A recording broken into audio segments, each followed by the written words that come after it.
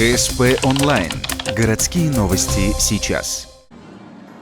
Четверг, 11:00, спортивный комплекс «Нефтяник». Закрытие турнира мини-футбол в школу. В соревнованиях приняли участие порядка 700 школьников в 4 возрастных группах, 84 команды. Самым младшим всего 10, они еще ходят в начальные классы. Самым старшим уже 17. Но всех этих ребят объединила одна страсть – мини-футбол. Это массовость, это привлечение детей к здоровому образу жизни, отрывается от каких-то повседневных проблем, от компьютера, который сейчас, головная боль для родителей и для всех. Вот.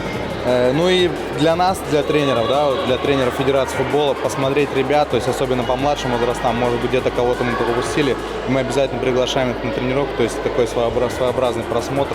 Также эти соревнования выделили, в каких школах больше всего развит мини-футбол. Среди девчачьих команд это оказалась вторая школа. Во всех возрастах они первые.